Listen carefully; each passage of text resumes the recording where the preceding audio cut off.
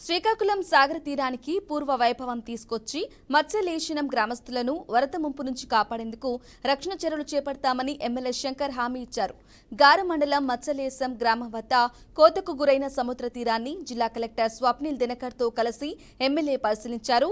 గత పాలకుల నిర్లక్ష్యంతోనే తీర ప్రాంత వాసులు దినదిన గండంగా గడుపుతున్నారని ఆరోపించారు. వంశధార నదికి ఆవలి వైపు పొలాకి మండల పరిధిలో గతంలో అక్రమంగా నది గర్భాన్ని ఆక్రమించుకుని రొయ్యల చెరువులను నిర్మించడంతో నదిలో నీటి ప్రవాహ దిశ మారిపోయిందని శంకర్ అన్నారు. తాజా పరిస్థితిని మంత్రి అచ్చెన్నాయుడు దృష్టికి తీసుకెళ్లి తక్షణమే తీరం కోతకు గురికాకుండా రక్షణ చర్యలు చేపడతామని చెప్పారు.